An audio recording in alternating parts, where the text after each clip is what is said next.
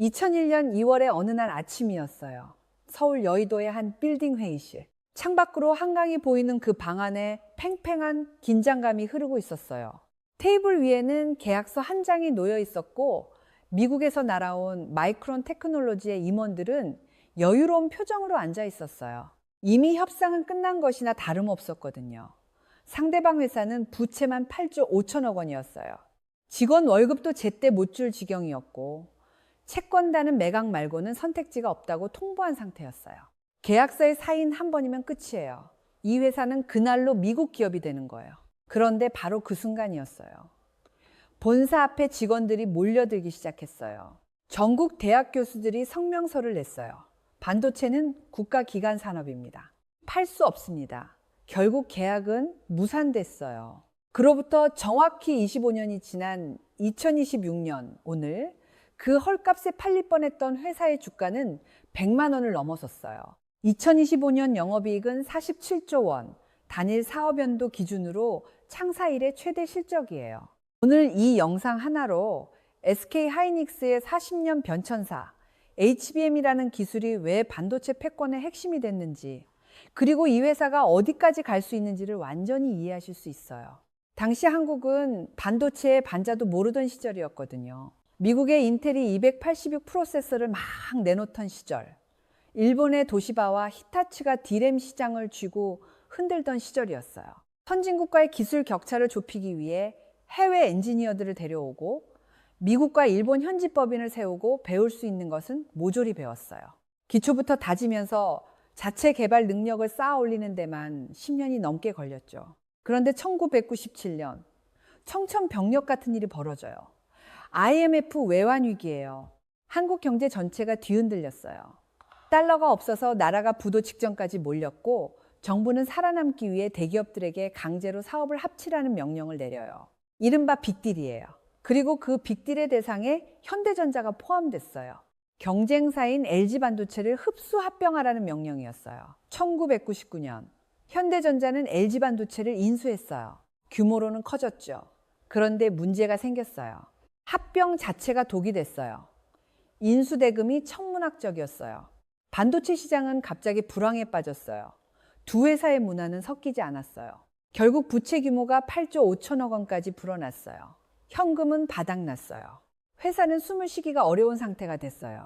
그리고 2001년, 아까 제가 이야기했던 그 계약서 장면이 펼쳐지는 거예요. 미국 마이크론이 인수를 제안했어요. 가격은 헐값이었어요.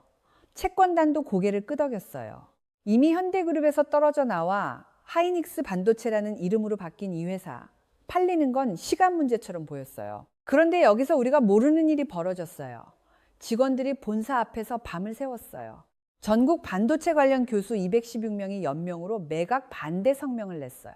언론이 연일 보도했어요.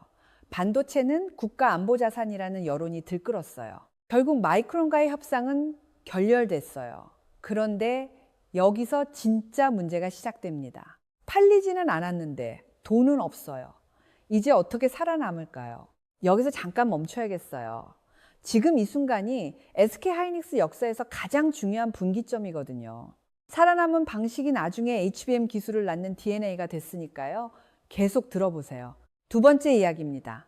워크아웃과 기적의 생존, 그리고 최태원의 도박. 2001년부터 하이닉스는 채권단 관리체제, 즉 워크아웃에 들어갔어요. 이 시기 회사 안에서 무슨 일이 벌어졌는지 아세요?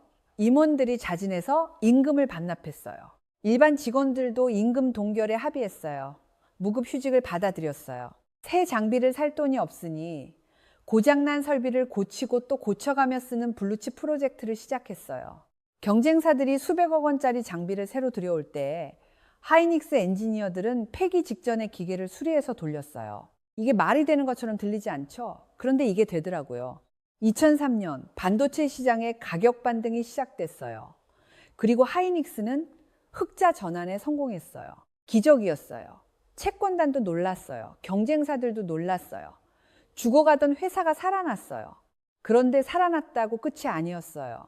이 회사는 여전히 주인이 없었어요. 채권단이 대주주인 상태로 주인을 찾지 못하고 표류하고 있었어요. 업계에서는 하이닉스를 독이 든 성배라고 불렀어요.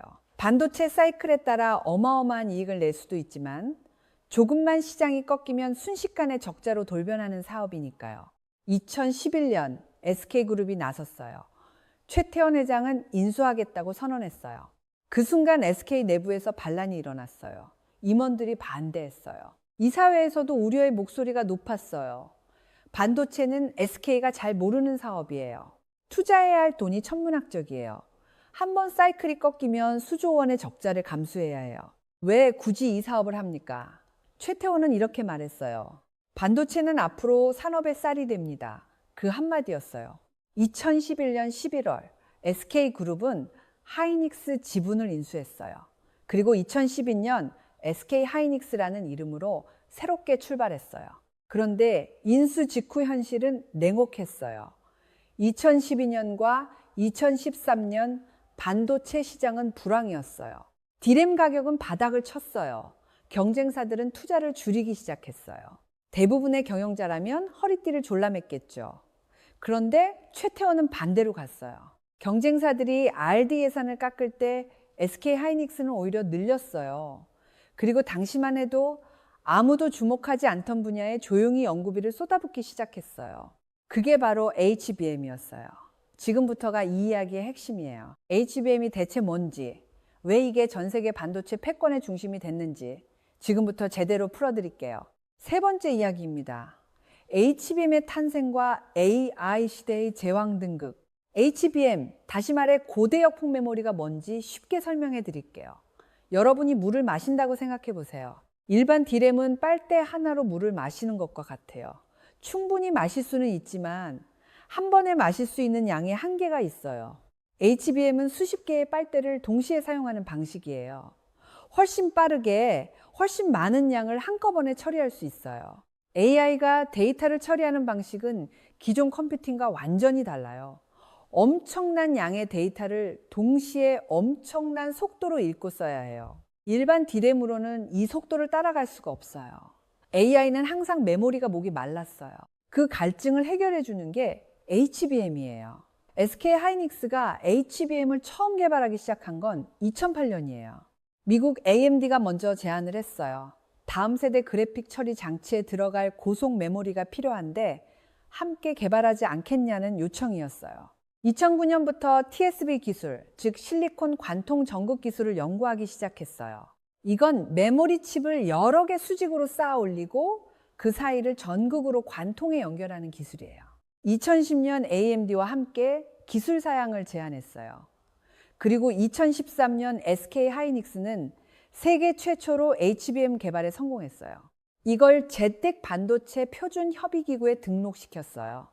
전 세계가 따라야 할 공식 규격이 된 거예요. 그런데 여기서 중요한 오해 하나를 짚고 넘어가야 해요. 많은 사람들이 SK하이닉스가 HBM을 개발하자마자 바로 대박이 났다고 생각해요. 전혀 아니에요. 2013년에 HBM이 탄생했지만 시장의 반응은 차가웠어요. AI 붐이 없던 그 시절엔 이 기술이 왜 필요한지 대부분의 기업들이 잘 몰랐어요. SK하이닉스는 수년간 HBM 연구에 돈을 부으면서도 의미 있는 매출을 올리지 못했어요. 내부에서도 이게 맞는 방향인지 의심하는 목소리가 있었을 거예요. 그러다 2021년이 됐어요. AI 혁명이 서서히 시작되던 그 해 SK하이닉스는 4세대 HBM인 HBM3을 세계 최초로 개발했어요. 그리고 엔비디아가 주목했어요. 엔비디아의 AI 칩에 들어갈 메모리를 SK하이닉스가 독점 공급하기 시작한 거예요. 2022년 말 챗GPT가 등장했어요. 세상이 바뀌었어요. 전 세계 빅테크 기업들이 앞다퉈 AI 데이터 센터를 지으려 했고 그 안에 들어가는 엔비디아 칩이 없어서 못 사는 상황이 벌어졌어요. 그리고 엔비디아 칩 안에 들어가는 HBM이 없어서 엔비디아가 칩을 못 만드는 상황이 됐어요. SK하이닉스는 그야말로 공급이 딸리는 상황이 됐어요. 2023년 5세대 HBM3 개발에 성공하고 2024년 본격 양산에 들어가면서 시장 점유율이 70%를 향해 달려갔어요. 여기서 SK하이닉스의 기술력이 왜 압도적인지 설명드려야 해요. 핵심은 MR 패키징 기술이에요. 칩을 수직으로 쌓아 올리면 열이 엄청나게 발생해요. 이 열을 어떻게 빼내느냐가 HBM 기술의 핵심 과제예요. 기존에는 NCF라는 필름 형태의 보호제를 쓰는 방식이 주류였어요. 그런데 SK 하이닉스는 다른 길을 택했어요. 액체 형태의 보호제를 칩 사이 빈 공간에 직접 채워 굳히는 방식, 이른바 MR-MUF를 자체 개발한 거예요. 결과는 극적이었어요. 열전도율이 기존 방식보다 약 2배 높아졌어요. 공정 속도도 빨라졌어요. 불량률도 떨어졌어요. 이게 삼성전자가 HBM32 시대에 SK 하이닉스를 따라잡지 못한 결정적인 이유 중 하나예요. 그리고 이제 HBM4 시대가 열리고 있어요. 2025년 9월 SK 하이닉스는 세계 최초로 HBM4 양산 체제를 확보했어요. 그리고 올해 2026년 2월부터 본격 출하에 들어갔어요. 엔비디아의 차세대 AI 가속기 루빈에 탑재될 이 HBM4 물량의 약 70%를 SK 하이닉스가 확보했다는 소식이 올해 초 업계를 뒤흔들었어요. 당초 시장이 예상했던 50에서 60%를 훌쩍 넘는 수치였어요. 그 결과가 수치로도 나타났어요. 2025년 4분기 단독으로 매출 32조 8천억 원, 영업이익 19조 2천억 원, 영업이익률 58%를 기록했어요. 연간으로는 영업이익 47조 2천억 원으로 전년 대비 정확히 101% 성장이에요. 2배가 된 거예요. 그리고 최태원 회장이 2월 20일 워싱턴 DC에서 던진 그 숫자, 2026년 영업이익 전망치 1,000억 달러, 즉 약 145조 원. 지난 12월만 해도 500억 달러였는데 불과 2달 만에 2배가 됐어요. 그런데 최 회장은 동시에 이런 말도 했어요. 1,000억 달러의 손실이 될 수도 있다. AI 산업의 변동성이 그만큼 극단적이라는 경고였어요. 이게 지금 SK 하이닉스가 서 있는 자리예요. 기회와 리스크가 공존하는 아슬아슬한 꼭대기. 그렇다면 지금 시청자 여러분이 이 회사를 바라볼 때 체크해야 할 3가지는 뭘까요? 첫 번째는 엔비디아 루빈 출시 일정이에요. 올해 3월 산호세에서 열리는 엔비디아 GTC 2026에서 루빈 플랫폼의 정식 공개와 HBM4 공급망 계획이 발표돼요. 이 발표에서 SK 하이닉스의 물량 배분이 어떻게 나오느냐가 올해 실적의 핵심 변수예요. 두 번째는 삼성전자의 반격 강도예요. 삼성전자는 HBM32 시대에 뒤처졌지만 HBM4에서는 일시디램이라는 새 무기를 들고 나왔어요. 공정 난이도는 최고지만 데이터 처리 속도를 기존 규격보다 37% 이상 높인 제품이에요. 삼성이 올 상반기 엔비디아 품질 테스트를 얼마나 잘 통과하느냐에 따라 SK 하이닉스의 70% 점유율이 흔들릴 수도 있어요. 세 번째는 AI 인프라 투자의 지속성이에요. 구글, 마이크로소프트, 아마존, 메타가 2016년 AI 데이터 센터에 쏟아붓는 돈이 합산 8,200억 달러, 즉 1,100조 원이 넘어요. 이 투자 기조가 유지되는 한 HBM 수요는 꺾이지 않아요. 하지만 이 중 어느 한 곳에서 투자 속도 조절 신호가 나오면 전체 메모리 사이클에 영향을 줄 수 있어요. 자, 이제 마무리할게요. 오늘 우리가 함께 살펴본 SK 하이닉스의 이야기를 3줄로 정리하면 이렇습니다. 국도건설에서 시작해 LG 반도체 합병으로 무너지고 마이크론에 팔릴 뻔한 회사가 직원들의 저항으로 살아남았어요. 워크아웃의 고통 속에서 쌓은 기술력으로 반도체의 기본기를 다졌고 최태원이라는 경영자의 선제적 배팅으로 아무도 주목하지 않던 HBM에 10년을 투자했어요. 그리고 AI 시대가 열리는 바로 그 순간 아무도 대체할 수 없는 독점 기술을 손에 쥐고 지구상에서 가장 중요한 부품을 공급하는 기업이 됐어요. 지금 당장 할 수 있는 액션 3가지를 드릴게요. 첫 번째, 3월 16일부터 19일 엔비디아 GTC 2026 일정을 달력에 표시해 두세요. SK 하이닉스와 루빈의 HBM4 공급 계획이 공식 발표되는 날이에요. 두 번째, SK 하이닉스 분기 실적 발표 때 HBM 매출 비중과 영업이익률 추이를 직접 확인하세요. 이 두 숫자가 145조 시나리오가 현실이 되는지를 가늠하는 핵심 지표예요. 세 번째, 삼성전자와 마이크론의 HBM4 품질 인증 진행 상황을 병행해서 체크하세요. 경쟁 구도가 어떻게 형성되느냐에 따라 SK 하이닉스의 이익률이 달라지거든요. 그리고 마지막으로 이 질문으로 오늘 영상을 마무리하고 싶어요. 2001년 그 회의실에서 계약서에 사인이 됐다면 어떻게 됐을까요? 한국의 반도체 기술은 마이크론의 것이 됐겠죠. HBM 개발 연구팀도 해산됐을 거예요. MR, MUF 기술도 없었을 거예요. 그렇다면 오늘의 AI 시대, 엔비디아 칩의 핵심 부품은 누가 만들고 있었을까요? 역사는 생각보다 아슬아슬한 순간들로 이루어져 있어요.